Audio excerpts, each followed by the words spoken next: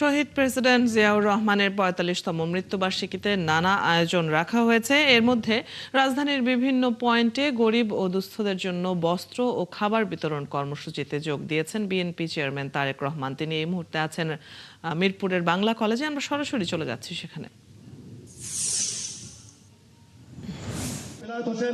উপস্থিত আছেন আমাদের মেহাদি ভাই, যিনি মাননীয় প্রধানমন্ত্রীর সঙ্গে সার্বক্ষণিকভাবে থাকেন। তাদেরকেও ধন্যবাদ, অভিনন্দন আপনাদেরকে আমাদের এই মিরপুরে উপস্থিত হওয়ার জন্য।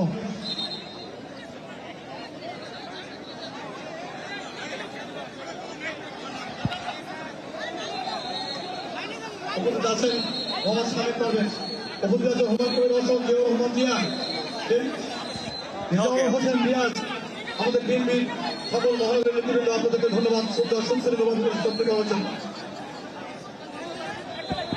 জনাব আমিনুল হক সাহেবকে স্বাস্থ্যমন্ত্রী দিক নির্দেশনা দিচ্ছেন, সেভাবে আমাদের চলতে হবে। আমাদের সুশৃঙ্খল ভাবে আমাদের এই অনুষ্ঠানটি সুসম্পন্ন করতে হবে।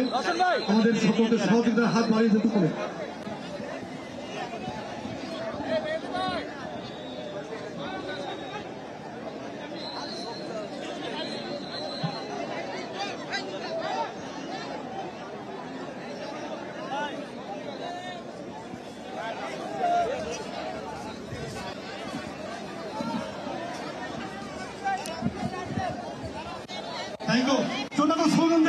প্রধানমন্ত্রীর আগমন, শুভেচ্ছা, স্বাগতম।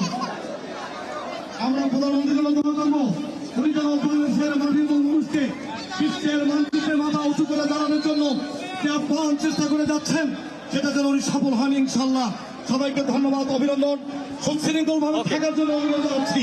অদিতি, আপনি দেখছিলেন, আমরা দেখাচ্ছিলাম এখানে এই মিরপুর বাংলা কলেজ এলাকায় কিছুক্ষণ আগে মাননীয় প্রধানমন্ত্রী তিনি কিন্তু তার যে প্রেসিডেন্ট জিয়াউর রহমানের মৃত্যুবার্ষিকী উপলক্ষে তিনি কিছুক্ষণ আগে এই এলাকায় যারা অসহায় এবং দুস্থ আছেন তাদের মাঝে কিন্তু আসলে পোশাক বিতরণ করেছেন। বিশেষ করে নারী এবং পুরুষ সব ধরনের মানুষ কিন্তু এই পোশাক বিতরণ করা একই সাথে কিন্তু শুরুতে এখানে যে মেডিকেল ক্যাম্প স্থাপন করা হয়েছে সেই মেডিকেল ক্যাম্প পরিদর্শন করেছেন এবং পরিদর্শন শেষেই তিনি এই মাঠে যারা উপস্থিত ছিলেন অসহায় তাদের মাঝে ঈদের যে সাজিদ, আমরা দেখে নিচ্ছিলাম এই আয়োজন এবং নিশ্চয়ই পরবর্তী আয়োজনগুলো সম্পর্কেও আপনার মাধ্যমে আমরা দর্শকদেরকে জানাবো। দর্শক, আমরা দেখছিলাম যে প্রধানমন্ত্রী তারেক রহমান অবস্থান করছেন মিরপুরের বাংলা কলেজে। সেখান থেকে সহকর্মী সাজিদ সরকার যুক্ত হয়েও জানিয়ে দিচ্ছিলেন বিভিন্ন তথ্য।